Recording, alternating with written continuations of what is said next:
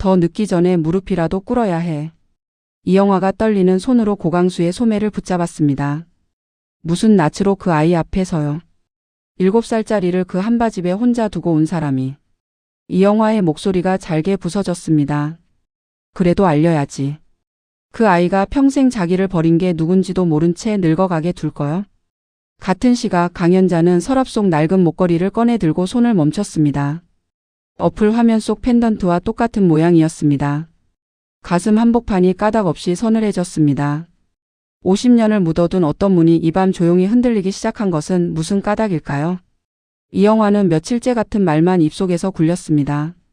강연자 앞에 서면 무슨 말부터 꺼내야 할지 도무지 갈피가 잡히지 않았습니다. 미안하다는 말도 내가 너를 낳은 사람이라는 말도 입 밖으로 나오기 전에 목구멍에서 막혀버렸습니다. 그때마다 떠오르는 것은 한바집 마당에 홀로 남겨진 7살 아이의 얼굴이었습니다.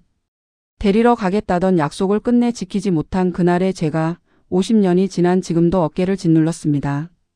고강수는 그런 이영화를 곁에서 묵묵히 지켜보다 끝내 입을 열었습니다. 영아씨 이러다 또 시간만 보내요. 그 아이도 나이를 먹어요. 우리한테 남은 날이 많지 않은데. 고강수의 목소리에는 재촉이라기보다 안타까움이 깊게 배어 있었습니다. 이영화는 고개를 천천히 가로저었습니다. 여보 나는 무서워요. 그 아이가 나를 보고 무슨 생각을 할지. 평생 원망하며 산 사람한테 이제 와서 손을 내미는 게 그게 또 그 아이를 2번 버리는 일 같아서. 고강수는 아내의 손등을 가만히 덮었습니다. 그 손도 같이 떨리고 있었습니다. 원망을 받더라도 받아야 할 사람이 우리예요. 그건 그 아이 몫이 아니라 우리 몫이고. 이영화는 대답 대신 창밖으로 시선을 돌렸습니다. 밤하늘이 무겁게 내려앉아 있었습니다. 이영화의 머릿속에는 강연자의 종아리에서 본 화상 흉터가 떠나지 않았습니다. 그 흉터를 본 순간 영락없이 알아본 우리 연순이의 얼굴, 눈매와 인매, 목소리까지. 그것을 알아보고도 입을 떼지 못한 자신이 한없이 모질게만 느껴졌습니다. 내가 조금만 더 일찍 손을 썼더라면. 그날 그 한바집에서 데려오기만 했더라면. 이영화는 작게 중얼거리며 눈을 감았습니다. 고강수가 아내의 어깨를 감쌌습니다. 지난 일을 두고 자책만 하면 그 아이한테 무슨 도움이 돼요. 이제라도 손을 잡아줍시다. 그게 우리가 할 수 있는 마지막 일이에요. 이영화는 한참 만에 입을 열었습니다. 여보 그 아이가 화전을 먹고 토했다는 말을 들었을 때 나는 가슴이 무너졌어요. 보육원에서 어린이날에 먹은 화전이 체했다고. 그게 다 내가 곁에 없어서 그렇게 된 거잖아요. 내가 붙여주던 화전이 그 아이한테는 상처가 됐으니. 이영화의 눈에서 굵은 눈물이 흘러내렸습니다. 그래서 더 못 가겠어요. 내가 가면 그 아이는 또 그 옛날 일을 떠올릴 텐데. 나를 보는 것만으로도 그 아이가 괴로울 텐데. 고강수는 손수건을 꺼내 아내의 눈가를 닦아 주었습니다. 영아씨. 그 아이가 괴로운 건 진실을 몰라서일 수도 있어요. 자기가 왜 버려졌는지, 누가 자기를 그렇게 만들었는지 평생 모른 채 살아온 게 더 큰 상처일 수도 있고. 이영화는 그 말에 천천히 고개를 끄덕였습니다. 그러나 발걸음은 좀처럼 떨어지지 않았습니다. 그 사이 강연자의 마음속에서는 이름 붙일 수 없는 의문 하나가 조용히 싹을 틔우고 있었습니다. 무언가 자꾸 어긋나 있다는 느낌, 자신이 모르는 어떤 이야기가 자기 뒤에 서 있다는 막연한 예감이었습니다. 이영화도 강연자도 그 밤이 두 사람의 50년을 가르는 마지막 어둠이라는 것을 아직 알지 못했습니다. 강연자는 빨래를 개다 손을 멈췄습니다. 서랍 깊숙한 곳 오래된 손수건 밑에 넣어둔 목걸이가 눈에 들어왔습니다. 어릴 적부터 까닭없이 버리지 못하고 끌어안고 살아온 물건이었습니다. 강연자는 그것을 천천히 집어들어 불빛에 비춰보았습니다. 작은 펜던트의 가장자리 무늬가 며칠 전 조은혜가 보여준 사람 찾기 어플 속 사진과 너무도 똑같았습니다. 강연자는 마른 침을 삼켰습니다. 화면 속에는 50년 전 한바집에 맡겨졌다는 한 아이의 사연이 적혀 있었습니다. 데리러 올 사람의 연락이 끊겼다는 대목에서 강연자는 자기도 모르게 숨을 멈췄습니다. 자신이 어린 시절 자꾸만 꾸던 꿈, 누군가의 손을 놓치고 울던 그 꿈의 풍경과 자꾸만 겹쳐 보였습니다. 설마. 강연자는 혼잣말을 흘리며 고개를 저었습니다. 세상에 비슷한 목걸이가 한둘이야. 펜던트야 어디든 파는 거고. 괜한 생각이지 괜한 생각. 강연자는 애써 마음을 다잡으며 목걸이를 다시 서랍에 밀어 넣었습니다. 그러나 손이 좀처럼 떨어지지 않았습니다. 서랍을 닫는 순간에도 가슴 한구석이 서늘하게 식어갔습니다. 강연자는 자신도 모르게 그 목걸이를 다시 꺼내 손바닥 위에 올려놓고 한참을 들여다보았습니다. 펜던트 안쪽에 희미하게 남은 작은 흠집까지 어플 속 사진과 한치도 다르지 않았습니다. 마침 거실에서 조성준이 들어왔습니다. 당신 또 뭘 그렇게 봐? 강연자는 황급히 목걸이를 손 안에 감추고 돌아섰습니다. 아니야 여보. 그냥 옛날 물건 정리하다가. 강연자는 웃어 보이려 했지만 입꼬리가 제대로 올라가지 않았습니다. 조성준은 아내의 굳은 얼굴을 잠시 들여다보았습니다. 무슨 일 있어? 며칠째 얼굴이 영 안 좋아. 어디 아픈 거 아니지? 아니라니까. 정말 아무것도 아니야. 강연자는 손사래를 치며 조성준을 부엌 쪽으로 밀어냈습니다. 조성준은 더 캐묻지 않고 돌아섰지만 미심쩍은 눈빛은 거두지 못했습니다. 혼자 남은 강연자는 다시 목걸이를 꺼내 들었습니다. 어릴 적 보육원에서도 입양 갔다 돌아온 뒤에도 강연자는 이 목걸이만은 끝까지 손에서 놓지 않았습니다. 누가 준 것인지도 모르면서 이것을 버리면 자신의 뿌리마저 잃어버릴 것 같아 가슴에 품고 살아왔습니다. 이게 왜 그 어플 사진하고 똑같은 거야? 도대체 왜? 강연자는 목걸이를 꼭 쥔 채 중얼거렸습니다. 손바닥에 차가운 쇠붙이의 감촉이 또렷하게 박혔습니다. 강연자는 닫힌 서랍을 한참 동안 내려다보았습니다. 마음을 다잡으려 할수록 그 안에 든 목걸이의 무게가 더 또렷하게 느껴졌습니다. 무언가가 자꾸만 자신을 그 서랍 앞으로 끌어당기는 것 같았습니다. 강연자는 가슴을 쓸어내리며 길게 숨을 내쉬었습니다. 그러나 한번 일어난 의심은 좀처럼 가라앉지 않았습니다. 그날 밤 강연자는 목걸이를 다시 서랍에 넣지 못하고 머리맡에 둔 채 잠을 청했습니다. 밤이 깊어지며 비가 내리기 시작했습니다. 빗소리가 창을 두드릴수록 강연자의 종아리에 남은 오래된 화상 흉터가 욱신거렸습니다. 비만 오면 도지는 통증이었습니다. 강연자는 무심코 흉터 위에 손을 얹었습니다. 그 순간 머릿속에 어렴풋한 장면 하나가 스쳤습니다. 시뻘건 불길 그리고 자신을 번쩍 안아 올리던 누군가의 두 손. 강연자는 흠칫 놀라 손을 걷었습니다. 이게 무슨 기억이지? 강연자는 가슴을 누르며 중얼거렸습니다. 한 번도 또렷이 떠올린 적 없던 장면이었습니다. 그런데 오늘은 유난히 선명했습니다. 뜨거운 열기, 매캐한 연기 그리고 누군가의 굵고 다급한 손길. 그 손이 자신을 불길 밖으로 끌어냈다는 것만은 분명했습니다. 식탁 위에는 며칠 전 이영화가 붙여보낸 화전이 그대로 놓여 있었습니다. 강연자는 그 접시를 바라보다 또 속이 메스꺼리는 것을 느꼈습니다. 어릴 적 보육원 어린이날에 먹고 토한 뒤로 몸이 그 음식을 거부해온 지 오래였습니다. 그런데 이상하게도 그 거부감 너머로 아주 오래된 따뜻한 기억 하나가 함께 떠올랐습니다. 누군가가 붙여주던 화전, 그 고소한 냄새, 그리고 그 곁에서 자신을 바라보던 한 사람의 웃는 얼굴. 왜 자꾸 이런 게 떠올라? 강연자는 접시를 멀찍이 밀어냈습니다. 손끝이 가늘게 떨렸습니다. 어플 속 사연과 똑같은 목걸이, 비만 오면 욱신거리는 흉터 그리고 몸이 거부하는 이 화전. 따로 떨어져 있던 조각들이 한자리에서 마주치자 강연자의 표정이 천천히 일그러졌습니다. 왜 자꾸 한 군데로 모이는 거야? 왜 하필 그 어르신이? 강연자는 식탁 모서리를 붙잡고 가쁜 숨을 골랐습니다. 머릿속에서 무언가가 맞물려 돌아가기 시작했습니다. 아직은 그 끝이 보이지 않았지만 그 방향이 어디를 가리키는지 강연자의 본능은 이미 알아채고 있었습니다. 아니야. 그럴 리가 없어. 내가 너무 깊이 생각하는 거야. 강연자는 고개를 세차게 흔들며 스스로를 다독였습니다. 그러나 한번 흔들리기 시작한 마음은 좀처럼 가라앉지 않았습니다. 강연자는 종아리의 흉터를 다시 들여다보았습니다. 평생 흉하다며 긴 옷으로만 가려온 자국이었습니다. 그런데 며칠 전 이영화가 이 흉터를 보고 갑자기 안색이 하얗게 질리던 모습이 떠올랐습니다.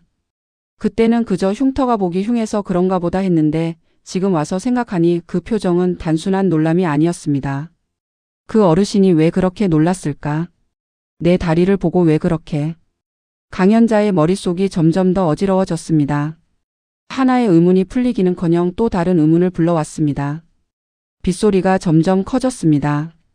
강연자는 흉터를 감싼 채 오래 그 자리에 서 있었습니다. 창밖으로 빗줄기가 가로등 불빛을 가르며 쏟아졌습니다.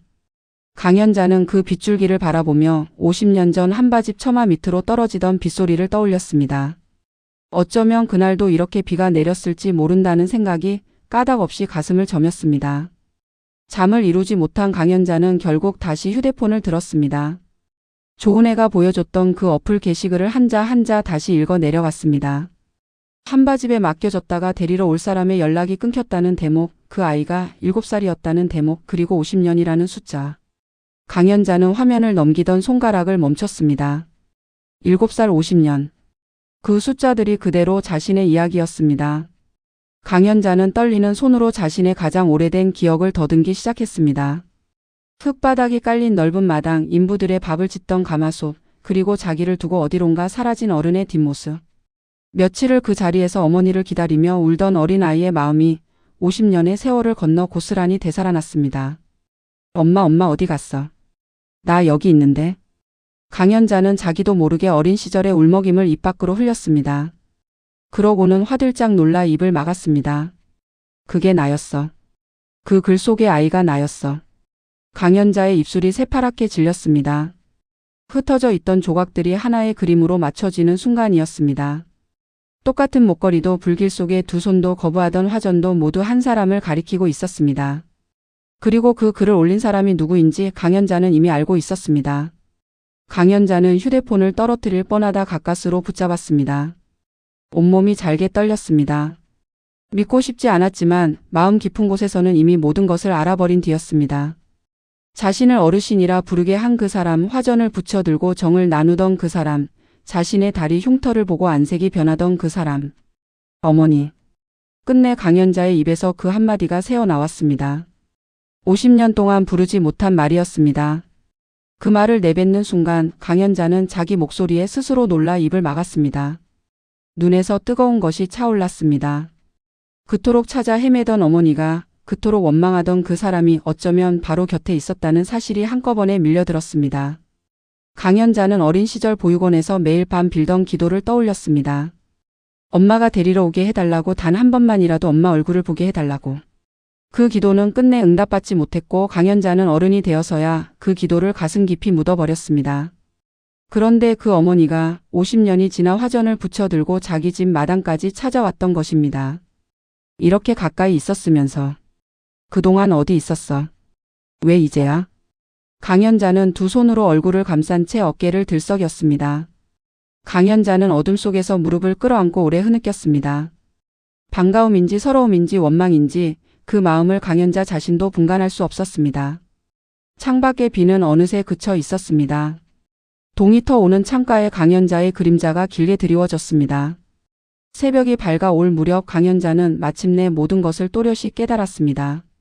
자신이 바로 잃어버린 연순이며 사람 찾기 어플에 그 글을 올린 이영화가 자신을 낳아준 친어머니였다는 사실이었습니다. 어르신이라 부르며 살갑게 정을 나누던 그 사람이, 화전을 붙여들고 찾아오던 그 사람이 자신을 낳은 어머니였습니다. 강연자는 방바닥에 주저앉아 한참을 멍하니 앉아 있었습니다. 그러나 가슴을 가득 채운 것은 반가움이 아니었습니다.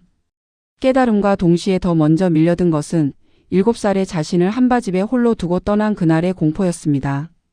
며칠 밤을 굶주린 채 어른을 기다리던 어린아이의 두려움이 50년을 건너 다시 살아났습니다. 어두운 한바집 구석에서 무릎을 끌어안고 떨던 그 아이의 기억이 이제는 또렷한 얼굴이 되어 강연자를 마주 보았습니다. 어떻게 그럴 수가 있어. 어린 것을 그렇게 두고 가놓고.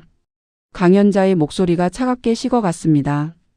강연자는 무너지는 대신 마음의 문을 안에서 단단히 걸어 잠갔습니다. 울음을 삼키고 입술을 깨물었습니다. 50년을 외면당하며 살아왔다는 원망이 이제야 알아본 친어머니를 향해 얼음처럼 굳어갔습니다. 이제 와서 뭘 어쩌자고. 내가 다 늙어버린 지금에 와서. 강연자는 두 손에 얼굴을 묻었습니다.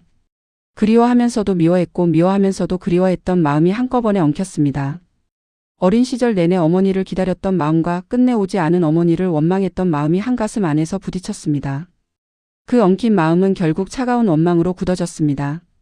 강연자는 자리에서 일어나 세수를 했습니다. 거울 속 자신의 얼굴을 들여다보다 거기서 이영화의 눈매를 발견하고는 황급히 고개를 돌렸습니다. 닮았다는 사실조차 받아들이고 싶지 않았습니다. 왜 하필 그 사람이야? 차라리 끝까지 몰랐으면 좋았을걸. 강연자는 거울을 등지고 돌아섰습니다. 강연자는 부엌으로 나가 평소처럼 아침상을 차리기 시작했습니다. 손은 익숙하게 움직였지만 마음은 텅 비어 있었습니다. 도마질 소리도 국 끓는 소리도 오늘따라 멀게만 들렸습니다. 조성준이 부엌으로 들어오자 강연자는 애써 평소처럼 굴었습니다. 여보, 밥 다 됐어. 어서 씻고 와. 강연자의 목소리는 평소와 다름없었지만 눈은 한 번도 조성준을 마주치지 못했습니다. 조성준은 아내의 부은 눈을 알아챘습니다. 당신 울었어? 눈이 왜 이래? 아니야. 잠을 못 자서 그래. 어서 밥이나 먹어. 강연자는 황급히 돌아서며 행주로 식탁을 닦았습니다. 그렇게 강연자는 진실 앞에서 누구에게도 곁을 내주지 않으려 빗장을 걸었습니다. 마음 한구석에서는 그 어머니를 향해 달려가고 싶은 마음이 울부짖고 있었지만 강연자는 그 소리를 애써 외면했습니다. 원망이라는 단단한 벽으로 자신을 둘러쌌습니다. 같은 시각 조은혜와 고결은 본가 거실에서 머리를 맞대고 있었습니다. 조이 앱에 올라온 펜던트가 강연자의 목걸이와 똑같다는 사실, 그리고 강연자의 종아리에 남은 화상 흉터까지 두 사람은 이미 강연자가 곧 이영화가 찾던 연수님을 거의 확신하고 있었습니다. 팀장님, 아무리 봐도 우연이 아니에요. 목걸이도 그렇고 우리 엄마 다리에 그 흉터도. 조은혜가 떨리는 목소리로 말했습니다. 고결은 신중하게 입을 열었습니다. 맞아요. 나도 그 생각을 떨칠 수가 없어요. 그런데 이건 함부로 말을 꺼낼 일이 아니에요. 잘못하면 어머님이 더 다치실 수 있어요. 고결의 말투에는 평소답지 않은 조심스러움이 묻어 있었습니다. 조은혜는 두 손을 맞잡으며 어쩔 줄 몰라 했습니다. 만약 정말 그렇다면 우리 엄마가 그 회장님 댁 어르신 딸이라는 거잖아요. 그게 정말이면 엄마는 이걸 어떻게 받아들여요? 고결은 조은혜의 손을 가만히 감쌌습니다. 그러니까 더 조심해야 해요. 우리가 먼저 들이대면 안 돼요. 어른들이 풀어가실 시간을 드려야 해요. 그때 부엌 쪽에서 인기척이 들렸습니다. 강연자였습니다. 두 사람은 황급히 입을 다물었습니다. 조은혜는 어머니의 얼굴빛이 심상치 않음을 단번에 알아챘습니다. 엄마 어디 안 좋아요? 얼굴이 너무 안 좋은데. 조은혜가 조심스레 다가갔습니다. 강연자는 아무 일 없다는 듯 등을 돌렸습니다. 아니야. 잠을 좀 설쳐서 그래. 신경 쓰지 마. 강연자의 목소리는 평소보다 한참 가라앉아 있었습니다. 평소라면 잔소리 한 보따리를 풀어놓았을 어머니가 오늘은 짧은 한마디만 남기고 돌아섰습니다. 고결은 본가에 이 사정을 알려야 할지 망설였습니다. 진실이 이렇게 가까이 와 있는데 섣불리 건드렸다가 모두를 다치게 할까 두려웠습니다. 조은혜는 어머니의 굳은 옆얼굴에서 무언가 무너지고 있음을 직감했습니다. 평생 씩씩하고 잔소리 많던 어머니가 저렇게 등을 돌린 채 어깨를 움츠리고 있는 모습은 처음이었습니다. 엄마. 조은혜가 나직이 불렀지만 강연자는 끝내 돌아보지 않았습니다. 조은혜는 차마 더 묻지 못하고 입을 다물었습니다. 거실에는 무거운 침묵만이 내려앉았습니다. 강연자가 방으로 들어가자 조은혜는 고결을 향해 떨리는 목소리로 속삭였습니다. 팀장님, 엄마가 뭔가 알아챈 것 같아요. 저 얼굴 저는 처음 봐요. 우리 엄마가 저렇게 무너진 얼굴을 하는 건. 고결은 조은혜의 어깨를 가만히 토닥였습니다. 섣불리 다가가지 말아요. 지금 어머님한테 필요한 건 다그치는 게 아니라 기다려주는 거예요. 마음이 정리될 때까지. 조은혜는 고개를 끄덕이면서도 눈가가 붉어졌습니다. 근데 저는 무서워요. 엄마가 저렇게 혼자 끙끙 앓다가 어디 잘못되기라도 하면. 그러니까 우리가 곁에 있어야죠. 멀리서라도 지켜봐야 해요. 고결과 조은혜는 말없이 시선을 주고받았습니다. 두 사람의 가슴 속에서도 같은 예감이 무겁게 자라고 있었습니다. 진실은 이미 문 앞까지 와 있었고 이제 누구도 그것을 되돌릴 수 없었습니다. 이영화는 더는 미룰 수 없다고 마음을 굳혔습니다. 밤새 뒤척이다 새벽녘에 일어나 옷매무새를 단정히 하고 거울 앞에 섰습니다. 거울 속 자신의 얼굴이 한없이 낯설었습니다. 평생 따뜻한 어머니가 되어 주지 못한 죄인의 얼굴이었습니다. 여보, 나 오늘 가보려고요. 그 아이한테. 이영화가 떨리는 손으로 외투를 집어들었습니다. 고강수도 자리에서 일어났습니다. 그럼 나도 같이 갑시다. 혼자 보내기엔 영아 씨가 너무 위태로워 보여요. 이영화는 천천히 고개를 저었습니다. 아니요. 이건 내가 혼자 가야 할 길이에요. 그 아이 앞에서 무릎이라도 꿇고 변명 없이 죄를 받을 거예요. 그건 누가 대신해 줄 수 있는 일이 아니에요. 고강수는 아내의 결심을 읽고는 더 말리지 못했습니다. 다만 현관까지 따라 나와 이영화의 손을 오래 잡아 주었습니다. 무슨 말을 듣든 견뎌요. 그게 우리가 받아야 할 몫이니까. 그리고 끝나면 꼭 연락해요. 이영화는 말없이 고개를 끄덕이고 집을 나섰습니다. 강연자의 집 대문 앞에 선 이영화의 손이 사정없이 떨렸습니다. 초인종 앞에서 손가락이 몇 번이나 멈칫했습니다. 50년을 미뤄온 걸음이 마지막 한 발짝을 떼지 못하고 있었습니다. 이영화는 깊게 숨을 들이쉬고 떨리는 손으로 초인종을 눌렀습니다. 잠시 후 문이 열렸습니다. 그러나 문을 연 강연자의 눈빛은 이영화가 예상한 것과 전혀 달랐습니다. 무언가를 가득 알아버린 사람의 눈빛, 차갑게 가라앉은 눈빛이었습니다. 이영화는 그 눈을 보는 순간 강연자가 이미 모든 것을 깨달았음을 직감했습니다. 준비해온 말들이 한꺼번에 목구멍에서 막혔습니다. 어르신. 강연자가 먼저 입을 열었습니다.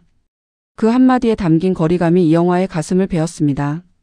어르신이라는 그 호칭이 오늘따라 두 사람 사이의 까마득한 거리를 그대로 드러냈습니다. 이영화는 강연자의 얼굴을 차마 똑바로 보지 못했습니다. 무릎이라도 꿇으려 했으나 그 앞에서 강연자의 굳은 눈빛이 모든 말을 막아섰습니다. 무슨 일로 오셨어요? 강연자의 목소리가 가늘게 떨렸습니다.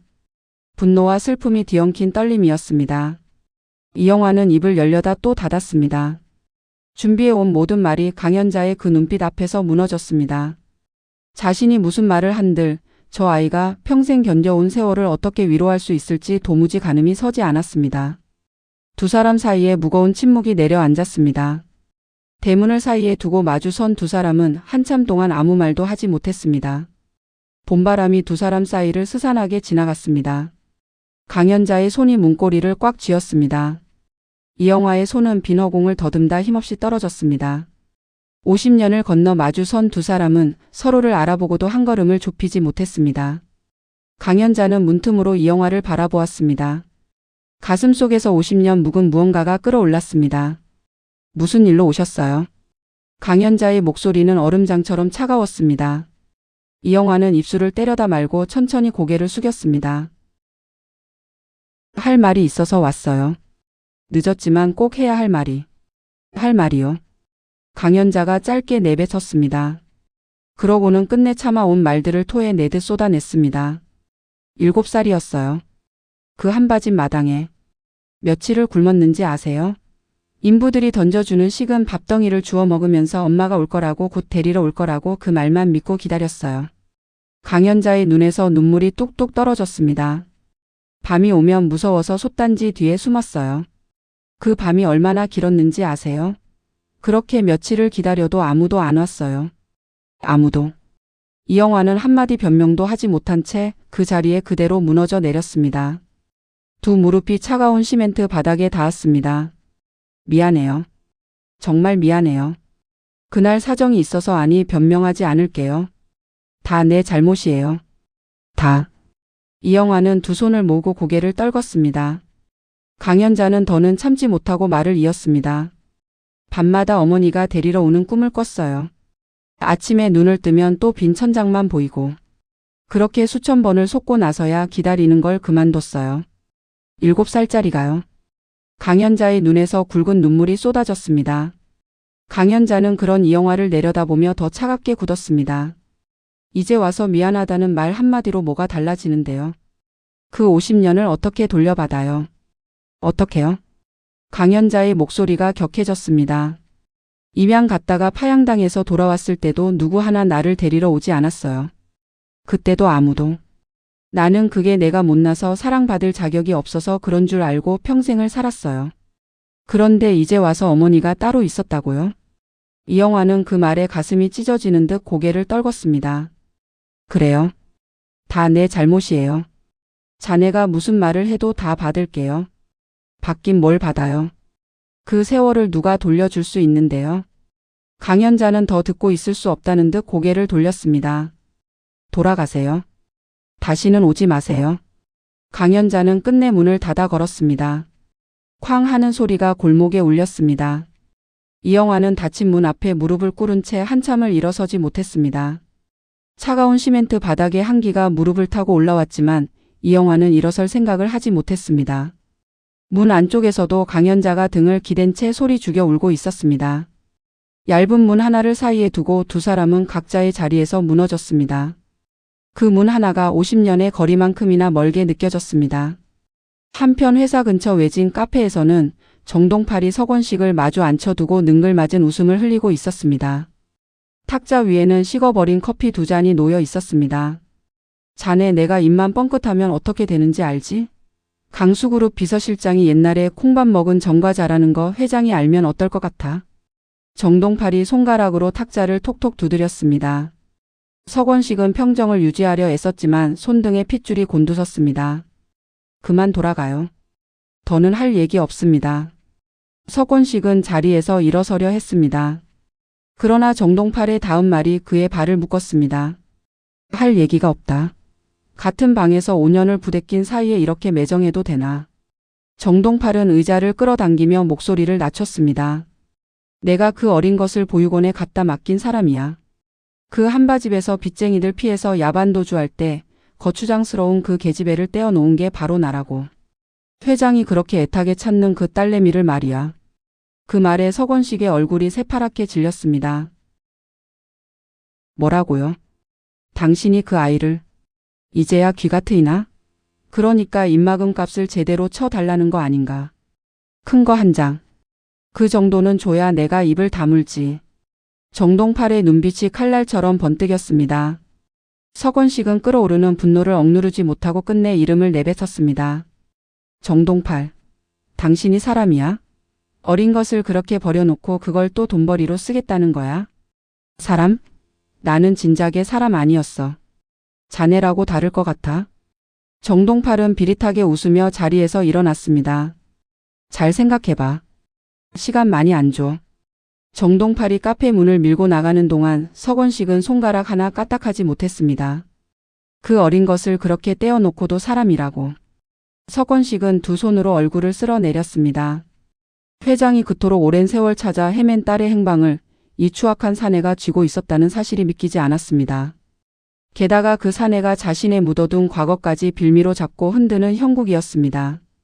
서건식의 머릿속이 복잡하게 얽혔습니다. 회장에게 이 사실을 알려야 할지 알린다면 자신의 전과까지 함께 드러날 텐데 그것을 어디까지 감당할 수 있을지.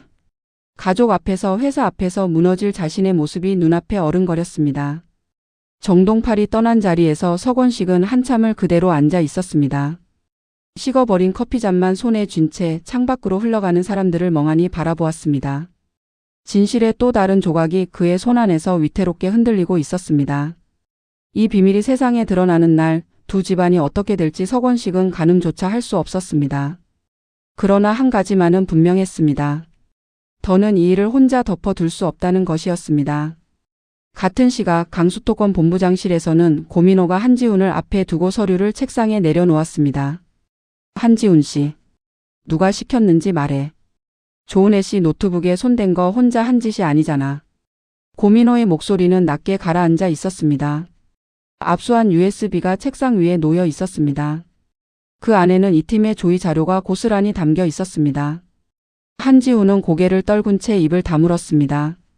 끝까지 입 다물 거면 징계 위에 올릴 수밖에 없어. 그렇게 되면 한지훈 씨가 다 뒤집어 쓰는 거고. 고민호가 서류를 손가락으로 짚었습니다. 한지훈은 한참을 망설이다 떨리는 목소리로 입을 열었습니다. 본부장님, 저희 어머니가 지금 병원에 누워 계세요. 외아들인 제가 무너지면 어머니는 어떻게 됩니까? 한 번만 봐주십시오. 한지훈은 자리에서 일어나 고개를 깊이 숙였습니다. 고민호는 잠시 말을 잃었습니다. 그러나 곧 단호하게 말을 이었습니다. 어머니 사정은 안 됐어. 그런데 그게 남의 자료를 훔칠 이유가 되진 않아. 비겁한 짓은 결국 자네 발목을 잡아. 한지훈의 눈빛이 흔들렸습니다. 그러더니 갑자기 표정을 바꾸며 맞섰습니다. 좋습니다. 정 그러시면 저도 가만히 있지 않겠습니다. 제가 징계 위에 서면 저 혼자 서겠습니까? 저를 시킨 사람도 함께 끌어내리겠습니다. 진실을 다 밝히면 누구 하나는 크게 다칠 겁니다. 한지훈의 협박에 고민호의 미간이 굳었습니다. 누군가 한지훈의 뒤에서 이 모든 일을 조종하고 있다는 사실이 그 말로 더 분명해졌습니다. 고민호는 한지훈의 협박에도 흔들리지 않았습니다. 그래. 다 밝혀. 나는 떳떳하니까. 비겁하게 숨기느니 차라리 다 까발리는 게 낫지. 진짜 자네가 해야 할 일이 뭔지 한 번 더 생각해봐. 고민호는 서류를 챙겨 들고 자리에서 일어났습니다. 한지훈은 고개를 떨군 채 아무 말도 하지 못했습니다. 그 모습을 문 밖에서 지켜보던 서승리는 여전히 배우를 고민호로 오해하고 있었습니다. 한지훈을 다그치는 고민호의 모습마저 자신이 시킨 일을 덮으려는 연기로만 보였습니다. 그러나 한지훈의 흔들리는 눈빛에서 무언가 석연치 않은 느낌이 스쳤습니다. 본부장님이 정말 시킨 거라면 저렇게 한지훈을 다그칠 이유가 없잖아. 그런데 왜? 서승리는 그동안 자신이 보아온 고민호의 모습을 떠올렸습니다. 비겁한 짓을 누구보다 싫어하던 사람, 은수정이 좋은 애에게 물을 끼얹으려 할 때 대신 막아서던 사람이었습니다. 본부장님이 시킨 게 아니라면 그럼 누가? 서승리는 입술을 깨물며 생각에 잠겼습니다. 단단히 얽혀있던 공작의 실타래가 그제야 한 올씩 풀려 나오기 시작했습니다. 진짜 손이 누구의 것인지 서승리의 머릿속에 한 사람의 그림자가 어렴풋이 떠올랐습니다. 강연자에게 끝내 사죄를 받아들여지지 못한 이영화는 정처 없이 발걸음을 옮겼습니다. 어느새 발길이 닿은 곳은 50년 전 공사 현장 자리에 들어선 낡은 놀이터였습니다. 지금은 색이 바랜 미끄럼틀과 녹슨 그네만 남아 있었지만 이영화에게는 그 자리가 또렷이 기억났습니다. 여기였어. 바로 여기서 그 아이를 마지막으로 봤지. 이영화는 떨리는 손으로 녹슨 그네줄을 붙잡았습니다. 그날의 기억이 어제 일처럼 되살아났습니다. 잠깐만 기다리라고 금방 데리러 오겠다고 어린 연순의 머리를 쓰다듬으며 돌아섰던 그 순간. 그것이 마지막이 될 줄은 꿈에도 몰랐습니다. 사정이 꼬이고 또 꼬이는 사이 어린 딸은 영영 자신의 곁을 떠나버렸습니다. 그때 잠깐만 더 데리고 있었으면. 단 하루만 더. 이영화는 그네줄을 붙잡은 채 몸을 떨었습니다. 후회는 늘 한 발 늦게 찾아왔습니다. 그 한 발의 차이가 두 사람의 50년을 갈라놓았습니다. 이영화는 차가운 모래 바닥에 천천히 무릎을 꿇었습니다. 연순아. 엄마가 미안하다. 데리러 가겠다고 해놓고 끝내 못 갔어. 그 약속 하나 못 지켜서 너를 그 긴 세월 동안 혼자 두게 했어. 이영화의 눈물이 모래 위로 뚝뚝 떨어졌습니다. 변명도 핑계도 없이 50년 묵은 죄를 그대로 받아 안았습니다. 그때 다급한 발걸음 소리가 들렸습니다. 연락을 받고 뒤늦게 달려온 고강수였습니다. 영아씨, 여기서 이러고 있으면 어떡해요? 고강수는 무릎 꿇은 아내를 부축해 일으켰습니다. 여보, 그 아이가 문을 닫았어요. 다시는 오지 말라고. 나는 그 말을 들어도 싸요. 그 아이를 그렇게 만든 게 나인데. 이영화가 고강수의 가슴에 얼굴을 묻었습니다. 고강수의 눈에도 물기가 어렸습니다. 어린 연순을 불길에서 구해내다 손에 흉터까지 입었던 그날 끝내 그 아이를 지켜내지 못한 회한이 함께 밀려왔습니다. 내 죄도 영아씨 못지않아요. 그날 그 한바집에 그 아이를 맡긴 게 나였으니 우리 둘이 같이 받읍시다 이 빚을. 고강수는 화상 흉터가 남은 오른손을 가만히 들여다보았습니다. 어린 연순을 불길에서 끌어내던 그날 손등이 타들어가는 줄도 모르고 그 작은 몸을 끌어안았던 기억이 또렷했습니다. 그렇게 목숨을 걸고 구해낸 아이를 끝내 지켜내지 못한 회한이 손끝까지 저몄습니다. 내가 그때 그 아이 손을 끝까지 놓지 말았어야 했는데. 잠깐만 맡긴다는 게 그게 50년이 될 줄 누가 알았겠어요. 고강수의 목소리가 잠겼습니다. 이영화는 남편의 흉터진 손을 두 손으로 감쌌습니다. 여보, 이제라도 그 아이 곁에 있어 줍시다. 그 아이가 우리를 밀어내도 우리는 끝까지 곁에 있어줘요. 그게 우리가 갚을 수 있는 유일한 빚이에요. 두 사람은 그 옛자리에서 나란히 고개를 숙였습니다.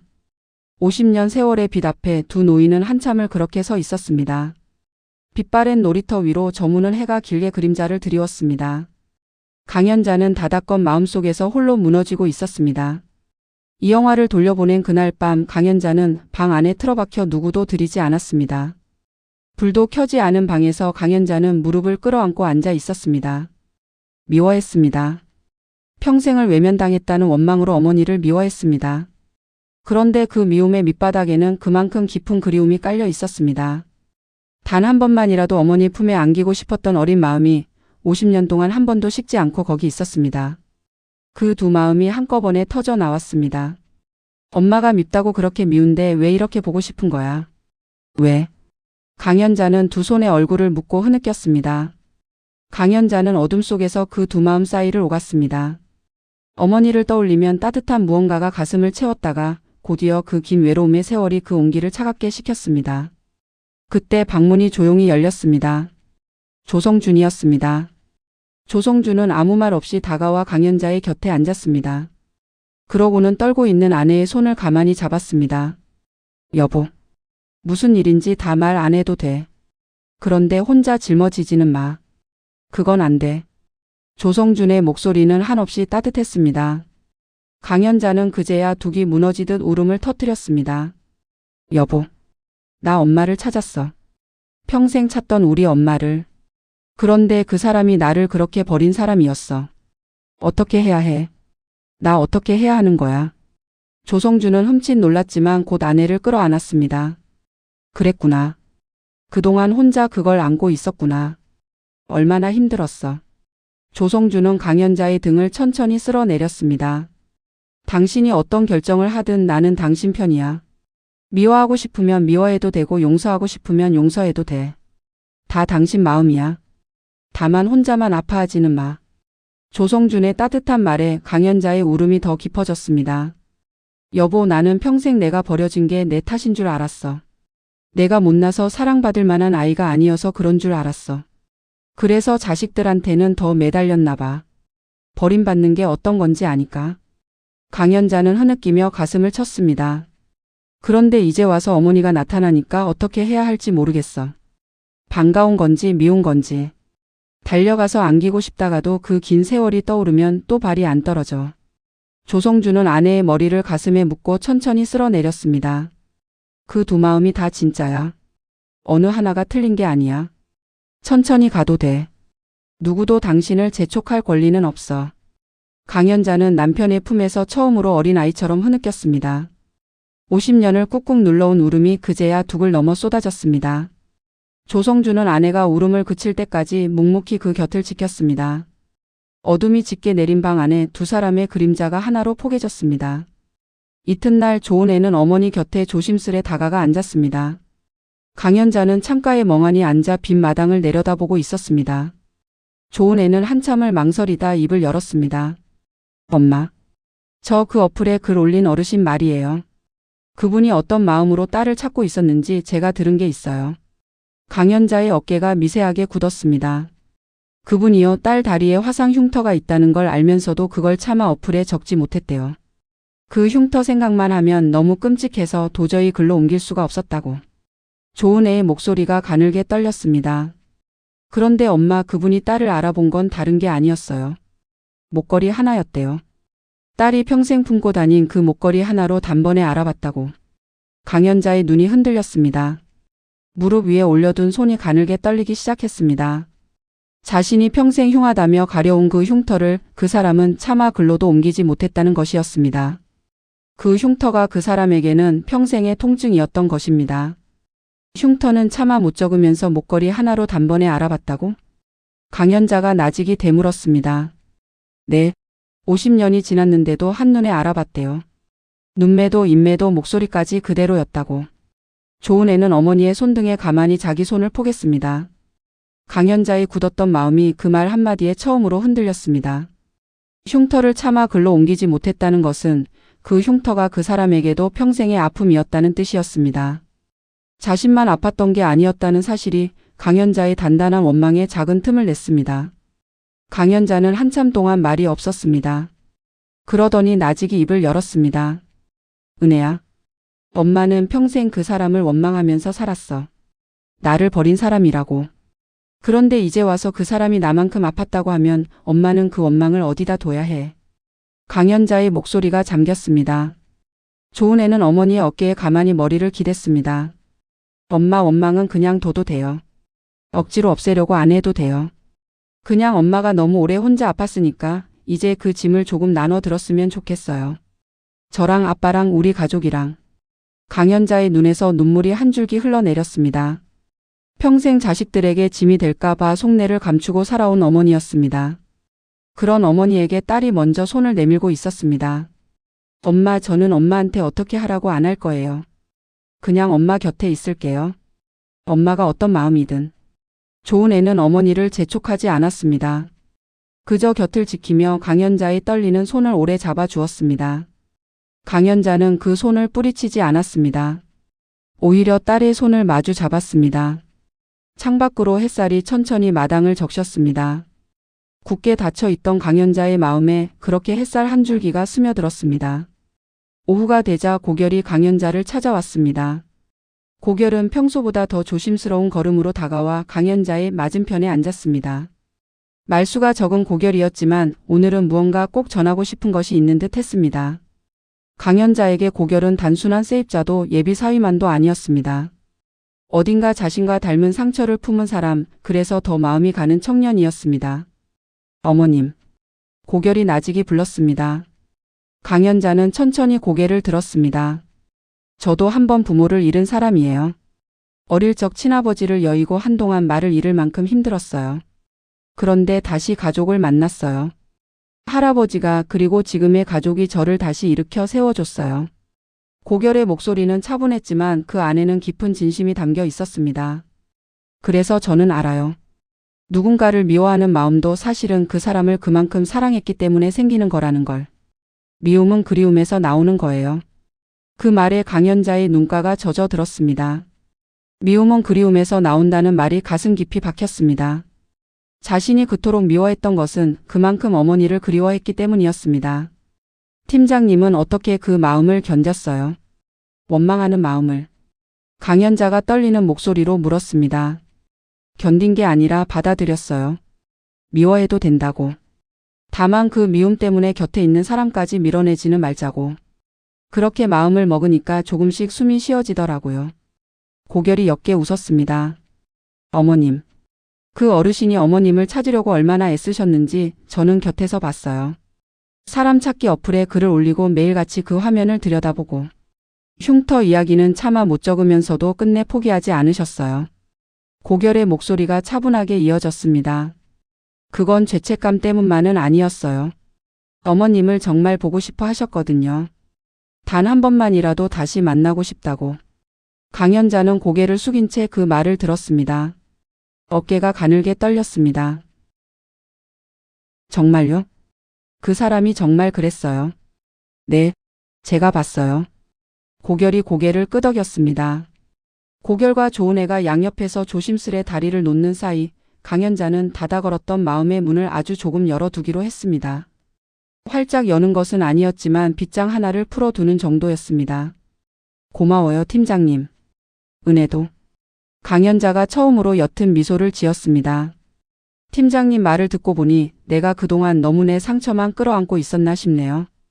그 사람 마음은 한 번도 헤아려 본 적이 없었어요. 강연자가 조용히 말했습니다. 고결은 따뜻하게 고개를 끄덕였습니다. 천천히 하셔도 돼요. 마음이라는 게 한 번에 정리되는 게 아니니까요. 다만 어머님 혼자 짊어지지만 마세요. 화해의 실마리가 가늘게나마 이어지기 시작했습니다. 굳게 닫혀있던 강연자의 마음에 봄볕 같은 온기가 한 줄기 스며들었습니다. 며칠 뒤 이영화가 다시 강연자를 찾아왔습니다. 이번에는 사죄의 말을 앞세우지 않았습니다. 대신 새벽부터 정성껏 화전을 붙였습니다. 어린 연순이 가장 좋아하던 음식, 그러나 동시에 그 아이에게 가장 깊은 상처가 되어버린 음식이었습니다. 이영화는 새벽 어스름 속에서 한 장 한 장 화전을 붙였습니다. 기름을 두른 팬 위에 반죽을 올리고 진달래 꽃잎을 얹어 모양을 냈습니다. 50년 전 어린 연순이 곁에서 입맛을 다시며 지켜보던 그 모습이 눈앞에 어른거렸습니다. 그때처럼 한 장 한 장 정성을 다해 붙였습니다. 이영화는 따끈한 화전을 보자기에 곱게 싸들고 떨리는 손으로 강연자의 집 문을 두드렸습니다. 문을 연 강연자는 이영화를 보고 잠시 굳었습니다. 또 돌려보내야 하나 하는 마음과 드리고 싶은 마음이 한순간 부딪혔습니다. 그러나 이번에는 문을 닫지 않았습니다. 들어오세요. 강연자가 길을 비켰습니다. 짧은 한마디였지만 그 안에는 며칠 전과는 다른 무언가가 담겨 있었습니다. 이영화는 조심스레 안으로 들어와 식탁 위에 보자기를 풀었습니다. 김이 모락모락 오르는 화전이 모습을 드러냈습니다. 자네가 어릴 적에 이걸 참 좋아했어요. 이영화는 그 말을 하다 말고 입을 다물었습니다. 강연자가 이 음식을 몸으로 거부한다는 것을, 그 흉터가 자신의 죄의 표식이라는 것을 알기에 더 말을 잇지 못했습니다. 이영화의 마음에는 오직 한 가지 바람뿐이었습니다. 딸이 좋아하던 음식을 다시 한 입이라도 맛있게 먹는 모습을 단 한 번이라도 보고 싶다는 것이었습니다. 거창한 화해도 용서도 바라지 않았습니다. 그저 그 모습 하나면 좋겠습니다. 강연자는 식탁 앞에 앉았습니다. 마주 앉은 두 사람 사이에는 여전히 어색한 공기가 흘렀습니다. 어르신은 안 드세요? 강연자가 어렵게 입을 뗐습니다. 나는 자네가 먹는 거 보면 그걸로 됐어요. 이영화의 목소리가 잠겼습니다. 강연자는 그 말에 가슴 한구석이 저렸습니다. 자네가 먹는 거 보면 됐다는 그 말이 평생 자식들 입에 밥 들어가는 것만 봐도 배가 부르다던 자신의 마음과 너무도 닮아 있었습니다. 어머니의 마음이란 다 이런 것이었나 하는 생각이 스쳤습니다. 두 사람이 마주 앉았지만 아직 누구도 먼저 깊은 말을 꺼내지 못했습니다. 화전의 고소한 냄새만이 두 사람 사이를 조용히 메웠습니다. 강연자는 접시를 내려다보며 멀어졌던 마음이 그 냄새를 따라 조금씩 가까워지는 것을 느꼈습니다. 어릴 적 어딘가에서 맡았던 바로 그 냄새였습니다. 코끝을 타고 들어온 그 향기가 가슴 깊이 묻어둔 어떤 따뜻한 기억을 조용히 흔들어 깨웠습니다. 침묵 속에서도 무언가가 천천히 녹아내리고 있었습니다. 강연자는 오랫동안 몸이 거부해온 화전 앞에서 망설였습니다. 젓가락을 들었다 놓기를 몇 번이나 반복했습니다. 보육원 어린이날의 끔찍한 기억이 먼저 떠올랐습니다. 다른 아이들은 부모가 싸온 도시락을 먹는데 자신만 홀로 남아 그 화전을 억지로 삼키다 끝내 토해냈던 그날. 그 기억은 평생 강연자를 따라다닌 상처였습니다. 그러나 그 상처 너머로 더 오래된 기억 하나가 함께 떠올랐습니다. 누군가가 붙여주던 따뜻한 화전, 그 곁에서 자신의 입에 한 점씩 넣어주던 다정한 손길. 그리고 그 화전을 받아 먹으며 까르르 웃던 어린 자신의 모습. 그것은 보육원의 상처보다 더 오래된 가장 처음의 기억이었습니다. 그 두 기억이 한자리에서 부딪혔습니다. 강연자는 깨달았습니다. 자신이 화전을 거부하게 된 것은 그 음식이 싫어서가 아니었습니다. 그 따뜻했던 기억을 잃어버린 슬픔이 너무 커서 차라리 음식을 밀어내며 그 기억마저 묻으려 했던 것이었습니다. 못 먹겠으면 안 먹어도 돼요. 억지로는. 이영화가 조심스레 말했습니다. 그러면서도 떨리는 손으로 접시를 강연자 쪽으로 가만히 밀었습니다. 강연자는 그 떨리는 손을 보았습니다. 주름지고 거친 손이었습니다. 그 손으로 새벽부터 화전을 붙였을 모습이 그려졌습니다. 강연자는 천천히 젓가락을 들었습니다. 화전 한 점을 집어들자 손이 가늘게 떨렸습니다. 먹어볼게요. 강연자가 나직이 말했습니다. 그러고는 마침내 화전을 한 입 베어 물었습니다. 입안에 고소한 맛이 퍼졌습니다. 토할 것 같던 거부감이 이번에는 일어나지 않았습니다. 대신 아주 오래된 따뜻함이 혀끝을 타고 가슴으로 번졌습니다. 강연자의 눈에서 눈물이 주르륵 흘러내렸습니다. 50년 묵은 거부가 그 한 입과 함께 천천히 풀려나갔습니다. 토할 것 같던 그 음식이 오늘은 가슴 깊은 곳까지 따뜻하게 데워 주었습니다. 맛있어요. 이거 정말 맛있어요. 강연자가 울먹이며 말했습니다. 어릴 때 누가 이걸 붙여줬어요. 기억이 안 나는데 입은 기억하고 있었나 봐요. 이 맛을. 강연자는 떨리는 손으로 화전을 한 점 더 집었습니다. 이영화는 그 모습을 보며 두 손으로 입을 막았습니다. 눈에서 눈물이 멈추지 않고 쏟아졌습니다. 50년을 기다린 그 한 장면이 마침내 눈앞에 펼쳐졌습니다. 딸이 자신이 부친 음식을 맛있게 먹는 모습 그 하나면 충분했습니다. 천천히 먹어요. 채알라. 이영화가 떨리는 손으로 물을 따라 주었습니다. 그러면서도 눈물을 멈추지 못했습니다. 강연자는 물을 받아 마시며 그제야 마주 앉은 이영화의 얼굴을 똑바로 바라보았습니다. 주름진 얼굴 그러나 자신과 꼭 닮은 눈매. 그 얼굴을 보며 강연자는 더 이상 외면하지 않았습니다. 50년을 거부해온 화전 한 입과 함께 50년을 닫았건 마음의 문이 천천히 열리고 있었습니다. 화전을 삼킨 강연자가 천천히 고개를 들어 이영화를 바라보았습니다. 눈물이 흐르는 얼굴이었지만 그 눈빛에서는 50년의 얼음이 녹아내리고 있었습니다. 강연자는 떨리는 입술을 열었습니다. 어머니. 강연자의 입에서 끝내 그 한마디가 나왔습니다. 평생 부르지 못한 그 이름이 마침내 어머니 앞에서 터져 나왔습니다. 이영화는 그 한마디에 온몸을 떨었습니다. 어르신이라 불리던 그 입에서 마침내 어머니라는 말이 나온 것이었습니다. 50년을 기다린 그 한마디였습니다. 그러고는 50년 만에 처음으로 딸의 이름을 불렀습니다. 연순아. 우리 연순아. 이영화의 목소리가 울음에 잠겼습니다. 평생 가슴속으로만 부르던 그 이름을 마침내 딸 앞에서 소리내어 불렀습니다. 두 사람은 누가 먼저랄 것도 없이 서로를 끌어안았습니다. 강연자는 어머니의 품에 얼굴을 묻었습니다. 작고 야윈 어깨였지만 그토록 그리워하던 어머니의 품이었습니다. 7살 그날 이후 단 한 번도 안겨보지 못한 그 품이었습니다. 강연자는 그 품에서 비로소 자신이 평생 어디에 닿고 싶어 했는지를 깨달았습니다. 어머니. 보고 싶었어요. 정말 보고 싶었어요. 강연자는 어머니의 등을 두드리며 흐느꼈습니다. 미안하다. 정말 미안하다. 그 긴 세월을 너 혼자 견디게 해서. 엄마가 정말 미안하다. 이영화는 딸의 등을 쓸어내리며 울었습니다. 원망과 죄책감이 두 사람의 눈물 속에서 함께 녹아내렸습니다. 강연자가 평생 품어온 미움도 이영화가 평생 짊어진 죄도 그 한 번의 포옹 속에서 천천히 풀려났습니다. 이제 안 놓을 거예요. 어머니도 나 안 놓을 거죠? 강연자가 어머니의 얼굴을 두 손으로 감쌌습니다. 그럼 이제 다시는 안 놓아. 죽어도 안 놓아. 이영화가 딸의 손 위에 자신의 손을 포겠습니다. 연순아. 그동안 어떻게 살았어? 밥은 굶지 않았어? 아플 때 곁에 아무도 없어서 얼마나 서러웠어. 이영화는 딸의 얼굴을 어루만지며 물었습니다. 50년 동안 못다 한 어머니의 물음이 한꺼번에 쏟아졌습니다. 잘 살았어요, 어머니. 좋은 남편 만나서 자식들 셋 잘 키우면서. 그래도 가끔은 어머니가 너무 보고 싶었어요. 강연자가 어머니의 손에 얼굴을 비볐습니다. 고맙다. 그렇게 잘 살아줘서. 그게 제일 고마워. 이영화의 눈에서 또 눈물이 흘렀습니다. 엄마가 못해준 거 네 남편이랑 자식들이 다 해줬구나. 그 사람들한테 내가 다 갚아야겠다. 이영화는 딸의 손등을 쓸어내리며 말했습니다. 강연자는 고개를 저었습니다. 갚을 게 어디 있어요. 이렇게 다시 만난 것만으로도 충분해요, 어머니. 그 한마디에 이영화는 또 한 번 무너지듯 딸을 끌어안았습니다. 50년의 거리가 한 번의 포옹으로 좁혀졌습니다. 떨어져 있던 두 사람의 세월이 그 자리에서 하나로 이어졌습니다.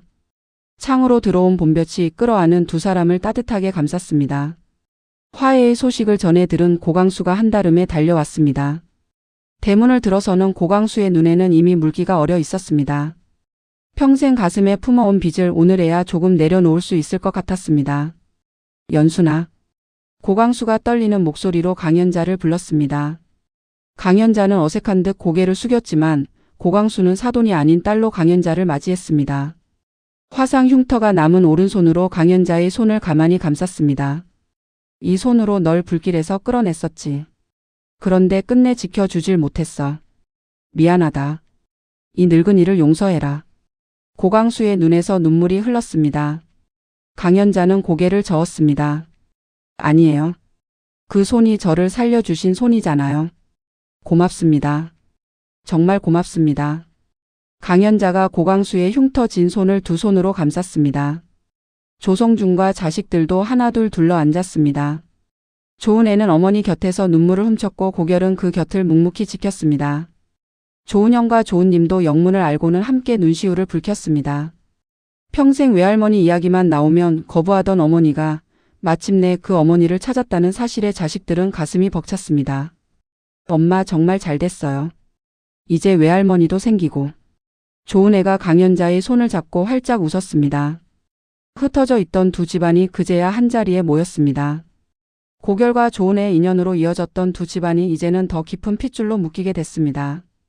정동팔과 한지훈으로 얽힌 거짓의 매듭도 진실이 드러난 이상 더는 가족을 흔들 수 없게 됐습니다. 어둠 속에서 꾸며진 협박과 공작은 환하게 드러난 진실 앞에서 힘을 잃어갔습니다. 비밀을 쥐고 흔들던 손들은 그 비밀이 더 이상 비밀이 아니게 되는 순간 갈 곳을 잃었습니다. 가족이 진실 위에 굳건히 서자 거짓은 발붙일 자리가 없었습니다. 이영화는 다시 화전을 붙였습니다. 이번에는 온 가족이 둘러앉아 함께 나눌 화전이었습니다. 식탁 위로 김이 모락모락 피어올랐습니다. 자, 다들 많이 먹어. 우리 연순이가 좋아하던 거야. 이영화가 환하게 웃으며 화전을 나눴습니다. 강연자도 함께 웃었습니다. 50년을 돌아 마침내 찾은 어머니의 곁에서 강연자는 처음으로 마음 놓고 웃었습니다. 어머니, 다음엔 제가 부쳐드릴게요. 이제 제가 이걸 먹을 수 있게 됐으니까. 강연자가 이영화에게 화전 한 점을 입에 넣어 주었습니다. 그래. 그러자. 이제 우리 같이 부치자. 이영화가 딸의 손을 마주 잡았습니다. 고강수도 흐뭇하게 그 모습을 바라보았습니다. 평생 가슴에 얹혀있던 무거운 돌 하나가 비로소 내려앉는 듯 했습니다.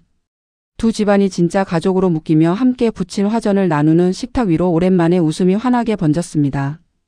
50년의 어둠을 지나 마침내 찾아온 따뜻한 하루였습니다.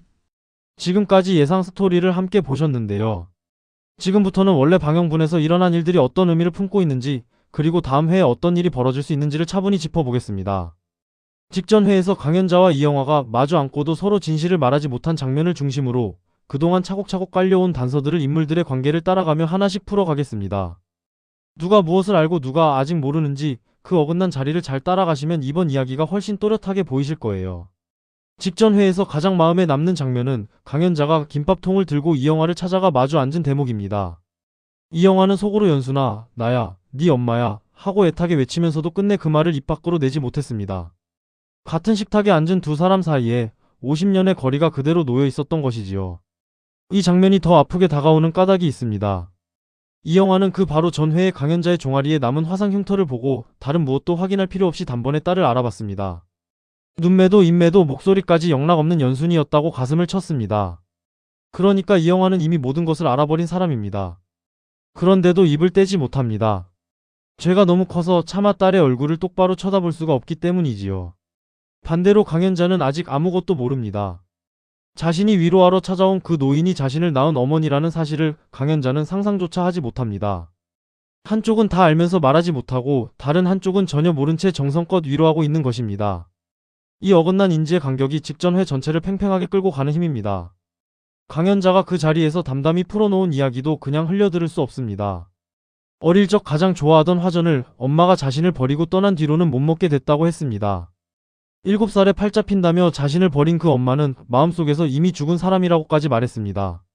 식당 주인 손에 보육원으로 보내졌다가 프랑스로 입양됐고 다리 흉터 탓에 파양돼 돌아온 사연까지 강연자는 차분히 이어갔습니다.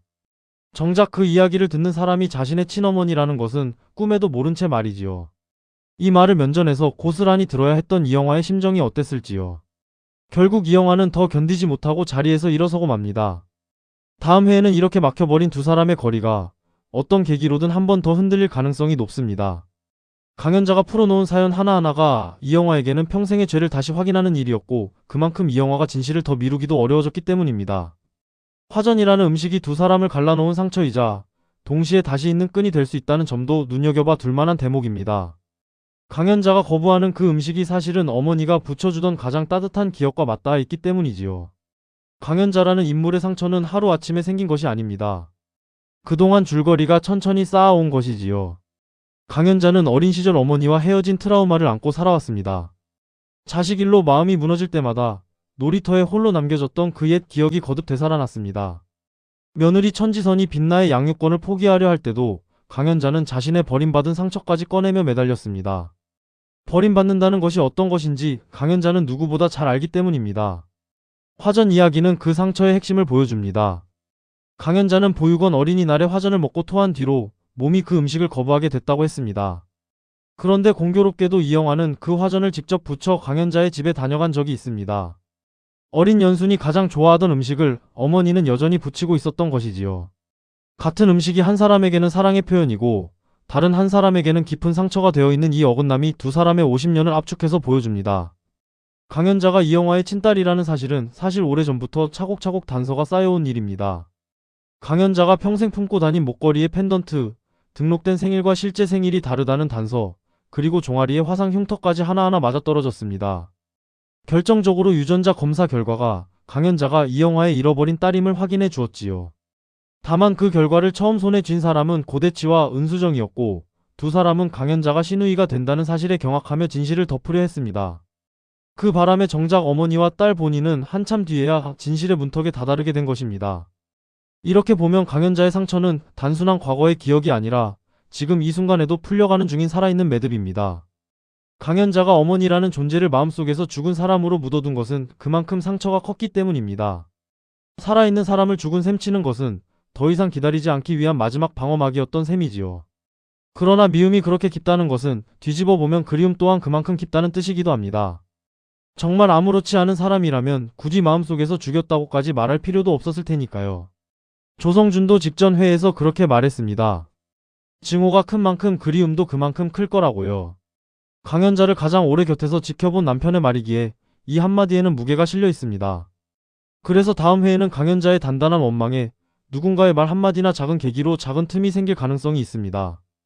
평생 자식들 입에 밥 들어가는 것만 봐도 배가 불렀다던 강연자이기에 자신을 향한 어머니의 마음을 어렴풋이 헤아리는 순간 그 원망은 흔들릴 수밖에 없습니다.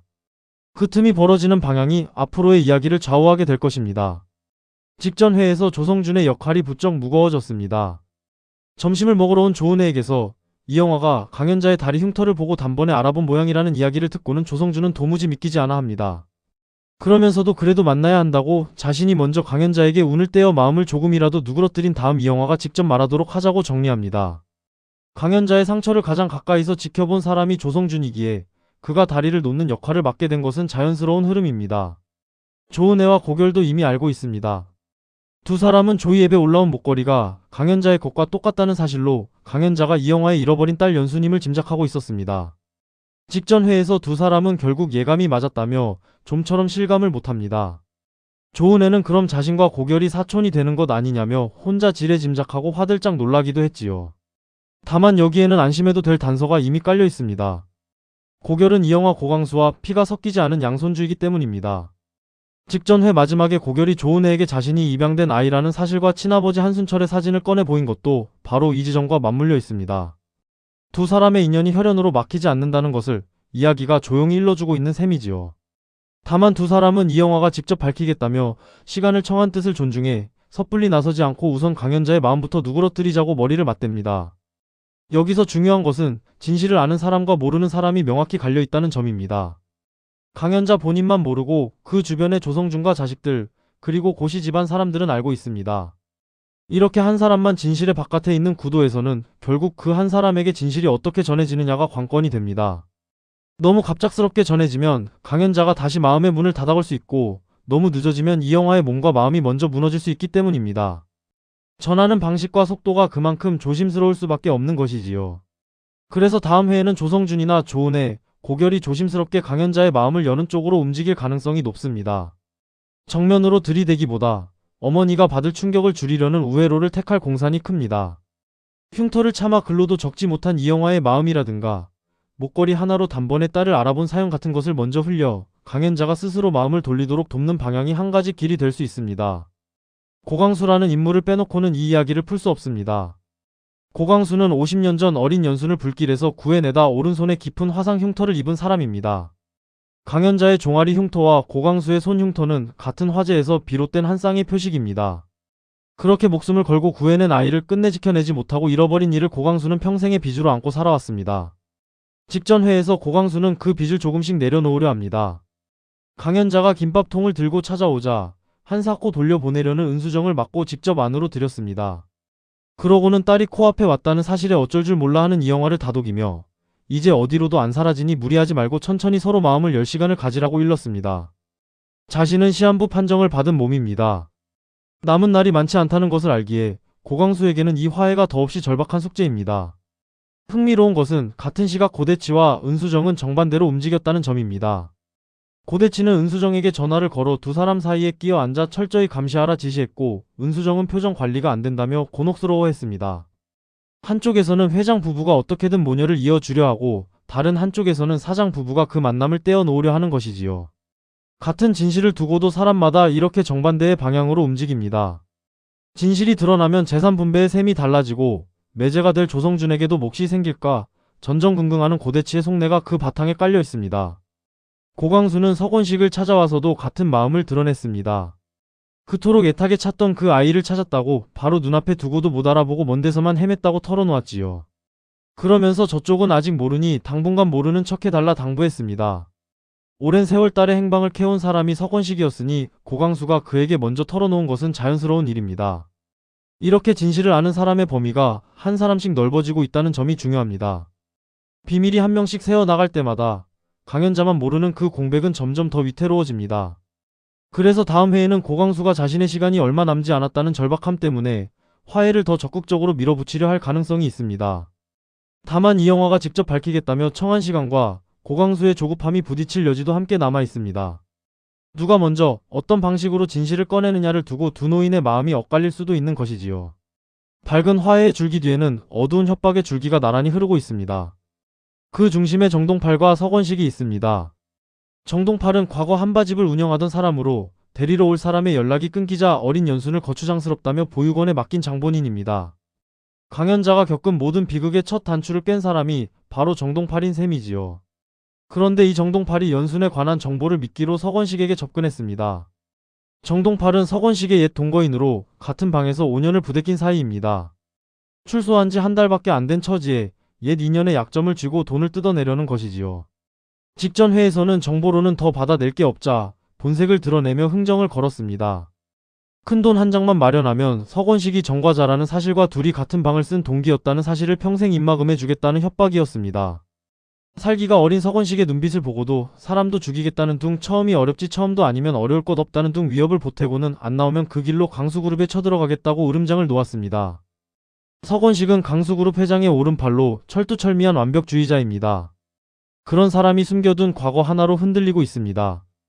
가족 앞에서, 회사 앞에서 무너질 자신의 모습이 두렵기 때문입니다. 평생 쌓아온 신뢰와 위치가 정동팔의 입 하나에 달려있는 형국이지요. 여기에 또 하나의 묘한 매듭이 얽혀 있습니다. 고광수가 그토록 찾던 딸이 바로 강연자였다는 사실을 서건식은 정동팔의 협박에 시달리던 끝에야 알게 됐습니다. 답이 이미 코앞에 있었던 셈이지요. 그래서 다음 회에는 서건식이 이 협박을 혼자 덮어둘 수 없는 지점까지 몰릴 가능성이 높습니다. 진실을 알리자니 제 정과가 함께 드러나고 덮자니 정동팔이 계속 흔들 테니 서건식으로서는 어느 쪽도 쉽지 않은 갈림길에 선 셈입니다. 게다가 서승리가 25년 전 아버지의 행적을 의심하며 정동팔의 연락처까지 청한 터라 협박의 비밀이 가족 안에서 먼저 터질 불씨도 함께 자라고 있습니다. 회사 쪽에서는 후계 경합을 둘러싼 공작이 또 다른 갈등을 만들고 있습니다. 고대치는 자기 아들 고민호가 정보를 빼내라는 지시를 정의롭게 거절하자 고민호를 대신할 묘소로 한지훈을 회유했습니다. 회장 라인이라며 인생 역전을 안겨주겠다고 부추겨 이 팀의 조이 정보를 빼내도록 사주한 것이지요. 한지훈은 한때 조은혜를 배신하고 조이를 강수토권에 팔아넘긴 전력이 있는 인물입니다. 그런 한지훈이 또 한 번 같은 자리에서 흔들린 셈입니다. 결국 조은혜의 노트북에 손을 대다 고민호에게 적발되고 서승리에게는 자료를 빼낸 USB까지 압수당했습니다. 직전 회에서 고민호는 한지훈을 불러 세워 누가 시켰냐고 추궁했지만 한지훈은 목에 칼이 들어와도 말 못한다며 입을 닫았습니다. 고민호는 서승리가 징계 위에 올리기 전에 자기가 먼저 올리겠다고 못 받고 사주한 사람에게 또 끼어들면 레이스에서 자동 탈락시키겠다고 경고했습니다. 비겁한 짓을 누구보다 싫어하는 고민호의 성격이 그대로 드러나는 대목입니다. 문제는 오해입니다. 서승리는 이 사주의 배우를 고민호로 의심하고 있습니다. 고결을 향한 자격지심 때문에 그런 비겁한 짓을 한 거냐며 따져 물었고 고민호는 깊이 상처받았습니다. 정작 한지훈을 가장 강하게 몰아붙인 사람이 고민호인데 바로 그 고민호가 배우로 몰린 것이지요. 마음을 다 바쳐온 상대에게 가장 부당한 의심을 받는 것만큼 아픈 일도 드뭅니다. 고민호가 믿고 싶은 대로 믿으라며 돌아선 데에는 그런 깊은 서운함이 담겨 있습니다. 한지훈은 투병 중인 어머니의 외아들이라는 사정을 들어 선처를 호소하면서도 징계 위에 오르면 진실을 다 밝힐 수밖에 없다며 압박하기도 했습니다.